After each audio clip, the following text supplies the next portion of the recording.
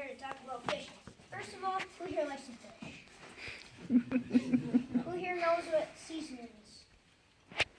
Fishing season. Yeah. Sucker season. What the fish are doing right now. Spawning. Yep. So that means they're moving up shallow, so you're going to want to use more, and so you sight fish. And so these bobbers, the way I fish, especially during the spawning season, so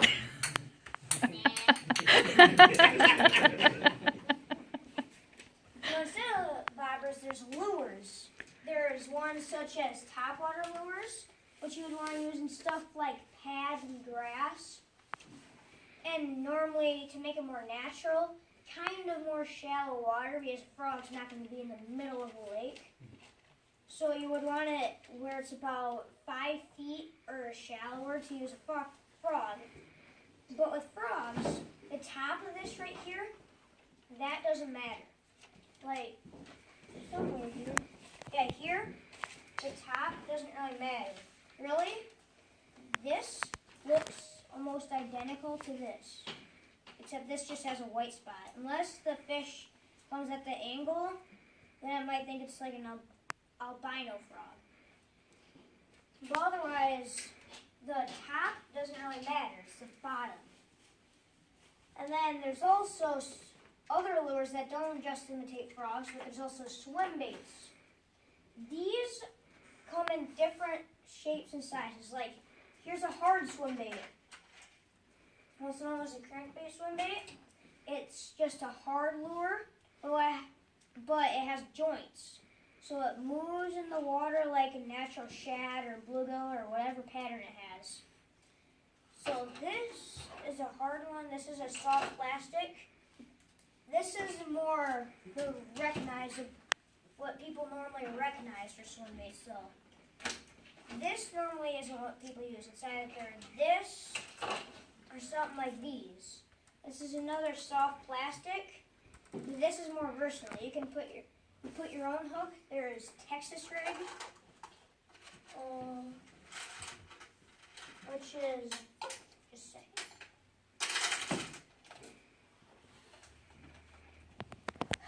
Okay, so there's Texas rig, and you need a special hook. As you can see here, I'll kind of get a little closer so you can see. The hook looks kind of different, as you can see. But what you use for that top notch, you slip just the first section in, you slide it up to here, so it's like this, and you put the hook like this, so it doesn't catch any weeds. So when the fish bites, then the hook gets exposed. But with a weed, that's not going to do anything to the hook or the lure. These weeds don't put pressure down, they pull it back. So really what it's doing is just making it so weeds have even less of a chance. And this company, Biospawn, with a lot of their lures, what they do is they put little oily, greasy stuff on it, which makes it feel more natural. Because fish, they normally don't fish from sight. They go off of their reflection of the sun. So something like this, you normally want to use in darker water because this pearl color will flash better than, say, if this kind of orange and black, this kind of the color concept won't necessarily flash as much. So this would be clear water. So then there's also, for this, another way you can put it is on something called a spinnerbait. A spinnerbait has a special blade here, which spins and thumps in the water. There's two kinds of blades on a spinnerbait. There's a willow leaf blade that's kind of longer and skinnier, and there's this blade that's a Colorado blade that's more like a spoon. And the difference is the longer and skinnier willow leaf blade kind of more bzzz in the water, and it makes kind of more of a hum noise. This, though, it makes more of a thump, thump, louder noise, so you'd want to use this in more muddy water. And that's what spinnerbaits were originally made for, the flash. But also, this might be better on like an overcast day than a willow leaf blade would be on a sunny day with cloudy water. But what you would do with the spinner, with the swim bait is, you would put it on the back of the spinner bait so it looks more like a fish. And you might ask, well, why this extra stuff?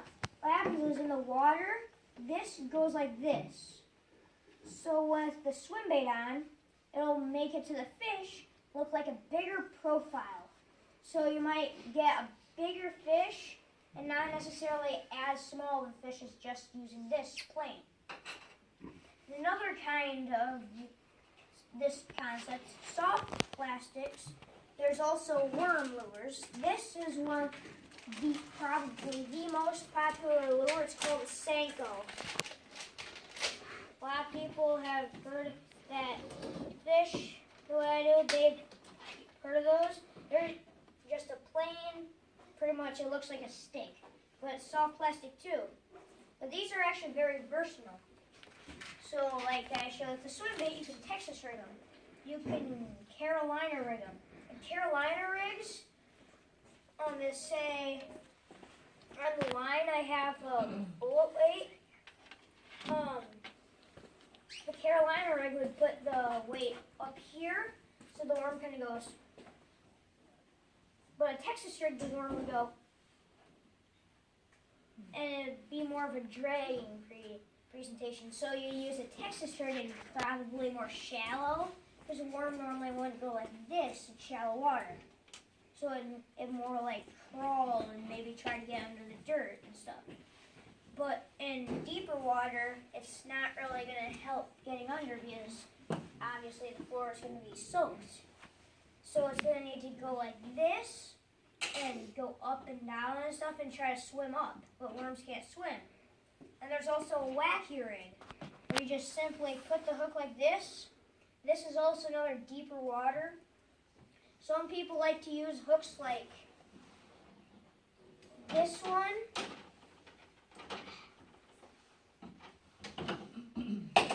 This one, which has a weight on the front, because wacky rigs also is more versatile, but it's a little, not by much, but a little better in deeper water.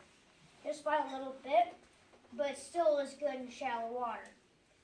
But these, they catch a lot of fish, but they're pretty small fish that they'll catch. Because like people catch a bluegill, you might see a bluegill pecking at this and stuff. And then there's also soft plastic frogs. And these are topwater. Normally what people do is they buzz it along the top. This goes like this. This would be like a tree frog. So more like in like Florida where it's moist and tree frogs live. Those tree frogs make, instead of kick, kick, kick, kick, they go left, right, like a doggy paddle. So this kind of imitates that. On the back, just like the swim bait, it has these paddles. But what these paddles do, I didn't explain this in the swim bait, is they make the tail, instead of going straight, this forces it to go like this. So it causes it to churn water. Another kind of soft plastic would be the craw. Now this is a smaller version of a craw. I'll pass it around so you can feel what the soft plastic feels like. That is green pumpkin. This color, the greenish coffee color, doesn't reflect well in the sun, but the blue glitter, since it's in here, since it's in that might just make it kind of spark a little more, like say a crawfish's shell. So normally you'd use this in cleaner or clear water with less algae and stuff. And then I have another regular sized craw. That's black and blue. And the black reflects sun if it's shiny. Either like paper, it collects it, but black can also reflect it really well too. So, and like I said earlier, fish rely on sight. Well, rely on flashes of the sun, not completely sight. So then in dirtier water, they can see the colors of this and they can know, oh, there's crawfish. And with the one I'm passing around, that's a smaller crawfish lure. That's about a 2-inch lure. This is about 4 inches, which leads me to jigs. Jig, this would be put on the back of the jig, which is a lure with a heavy weight here. And you're going to need a stronger, stiffer rod, which we'll get to later, because it's heavy. It has this weed guard. So if a fish bites, it goes like this, but it blocks all the rocks and stuff so it doesn't get snagged. What you do is you put this stop on this, and just like the spinner bait, which is a swim bait, makes it look like a bigger profile. Well, not really longer, but just makes it thicker, so it's more of a fatter one. So you'll catch bigger fish if it's on the back of a jig, but maybe not as many. And then there's other kinds of worms. There's finesse worms that they're bigger. I'll pass this one around too. They are more slim and long, and as you can see as I pass it around, it's kind of thicker and then it slims out and it has a ball. So it kind of imitates like a shallow water fish worm going like trying to get underground, because the fish can't really tell what side is the worm's head, which would be very, very difficult. So it might look like the tail end is actually trying to get underground to go. And then there's also ribbon tail worms.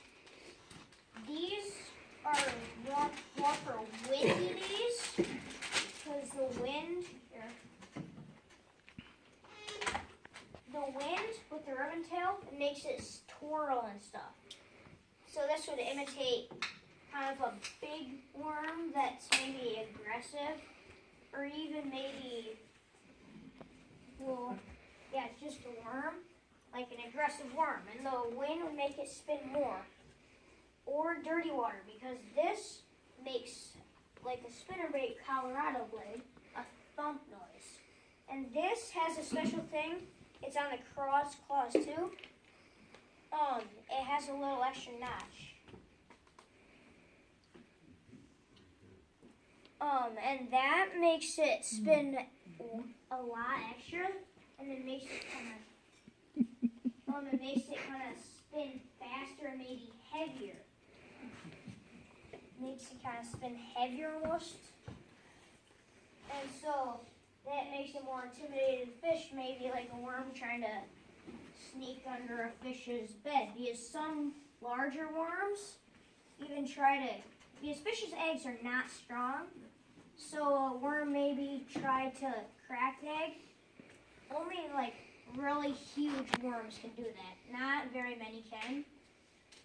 But there are a few big that might be able to crack it a tiny bit, and so that just makes it more intimidating. Or if the bass is just hungry, this is all based on bass. If the bass is just more hungry, then it'll just grab a bigger presentation. And obviously bigger, normally it'll catch a bigger fish. So that's all the soft plastics. Next is crankbaits. Now there is, as you can see, I'll just get a handful out. There's a wide variety of different types of crankbaits. There's the normal medium diving crankbait. This one's a little special though, because the bill is extra wide, which means it'll have a wider wobble action and it rattles. And bait fish like shad and bluegill that bass eats kind of make a little rattling noise, it sounds like, to the fish. So this attracts the fish, and the bigger bill means a bigger wobble. So you'd use this in deeper water like a fish trying to dart. But then there's like a square bill right here. This bill is bent even sharper than the other one, this is so you would use it for rocky areas. With a sharper bill, it won't go as deep, but it'll kind of dive like this. And so say this table's a rock, it'll go like this. But then with this bill over here, it'll go like this and then get snagged. So you'd use this in deeper water. And also, this square bill doesn't have as thick of a bill. It'll have more of a kind of little fish trying to find a place to hide in the rocks kind of action. So that's especially good for like rocks here and stuff.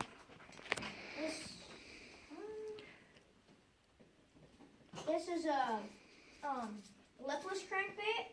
This has no bill. As you can see, it has a little flat spot on the top right here, so it'll still dive down and wobble. But this is more for cold water.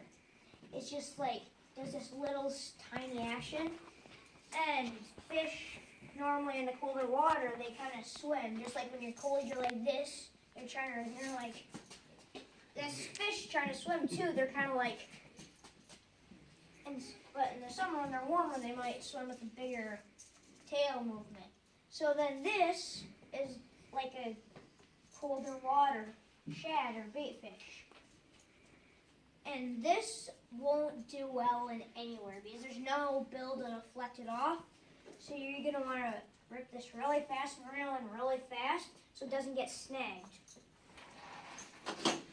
And then there's also other kinds. This is another square bill. This is by Sight Baits. They have kind of a different profile. They have a triangular one, but in the water when it moves, it looks like a pregnant fish kind of. It's right here.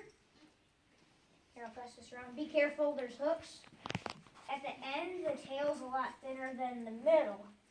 So when it moves back and forth, then it kind of looks like it has a bigger belly, like it's maybe pregnant. And normally with a bigger body, it also moves slower, and a pregnant fish won't move as fast.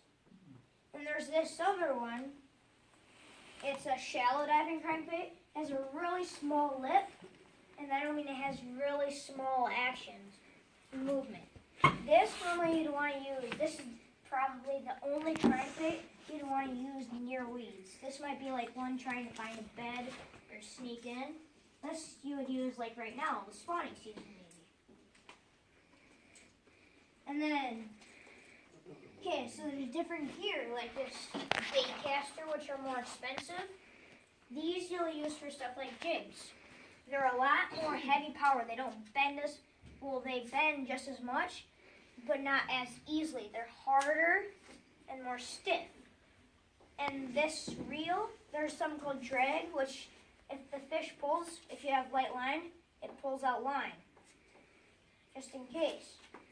But then, so you'd use this in like cover like a tree, or if you're trying to get a jig through like really thick stuff, or a crawfish if you Texas rig it with a bullet weight, which I'll say what that is later. This would be heavier. The bullet weight's heavier. So then you'd want to use it with something heavier.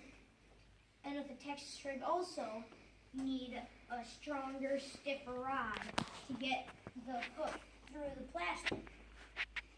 And then there's spinning reels. These are more of the fishing, like, when this fishing stereotype kind of, like an old man just fishes and sits here like this.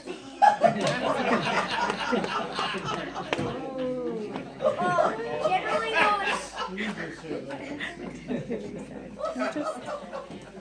those stereotype pictures, they're normally with spinning rods. And spinning rods are for multi-species. They're for bass because they bend really easily. Like, I'm just barely tugging it. It bends really easily. And it has a lot less drag than the bait caster. So the line's going to move out a lot easier. So the fish doesn't snap the line. And then there's a more basic beginner rod and reel that people use when they're like if they're not really, they don't fish as much or as often. This is called a spin cast. It's just the ones with the button. And these rods are really light, but you might be able to use them for like really sneaky fishing because this, since it's lighter, and the rods are normally shorter, which sometimes can stunt how far you cast. Not always, but sometimes. So then you might not, which means it won't be as loud as a flop, so you might be able to sneak up like on a spawning fish. And then with the Texas rig I was talking about, it's a bullet weight. I don't have any, but they are kind of a triangular, like a pyramid almost, just without, just rounded. And then they have a hole through the middle, and they're made out of two different metals, lead and tungsten. There's probably some in steel, but not that I've seen. The steel is all the same weight. Tungsten this is about a pound of tungsten. This is about a pound of lead. This is about a pound of steel.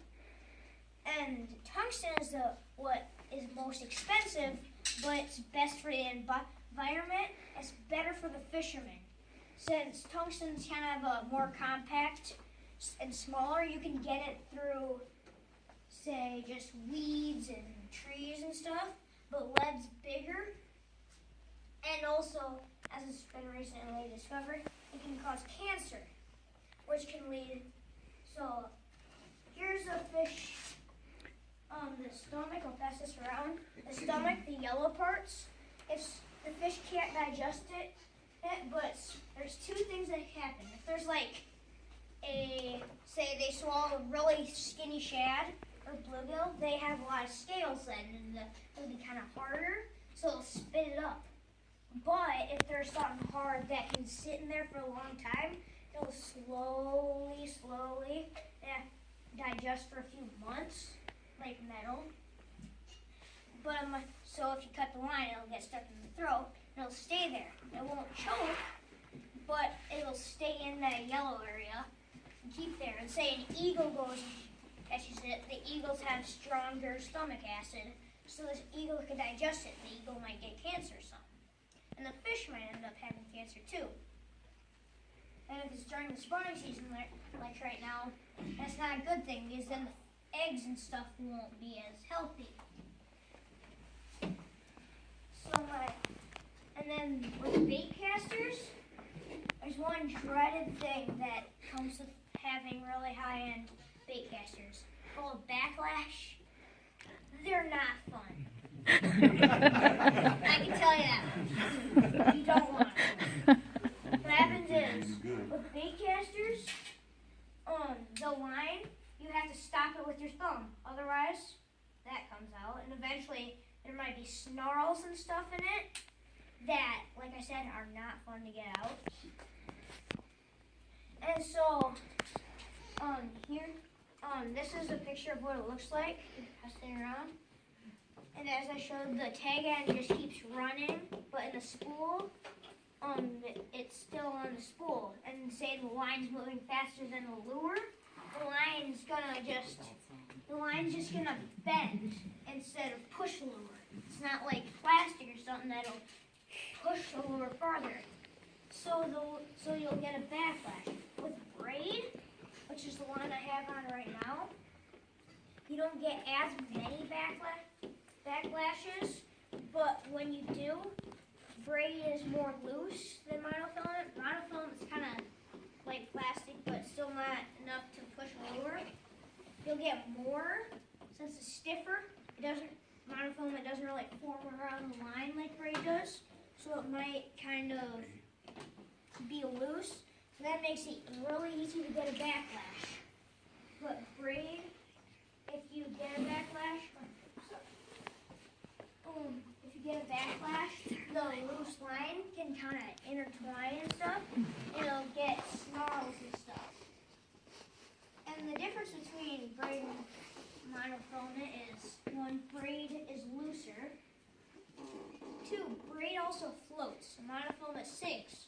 So you'll use braid for something like a frog, or say this that floats, which is for like musky. I'm not sure. Saltwater is oversized.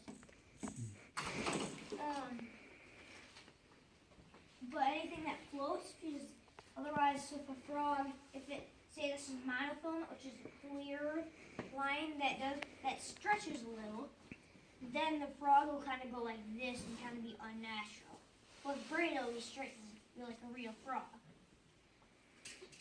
And so monofilament, I don't have any on any of my reels. This braid lasts longer, and I'm not rich.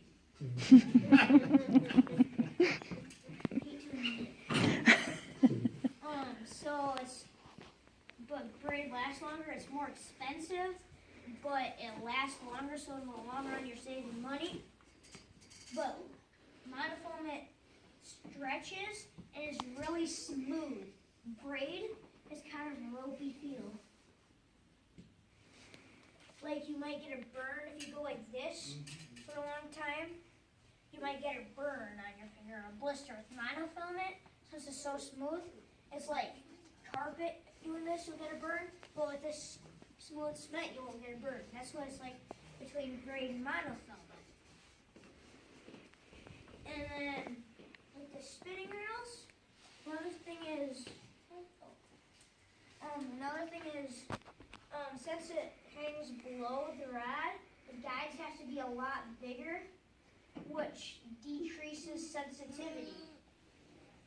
And so if a fish bites, the line might not go like this as much. Since it's such a big guy, you might not be able to feel it in the reel. Your hand would be like this.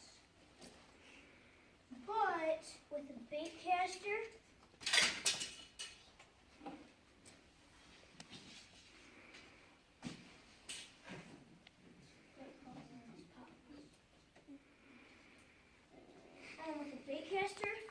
these line guys are really small. Like in the back row, you probably can't even see them. They're really small, so you can feel stuff. Even though the rod's stiffer, you can still feel more because of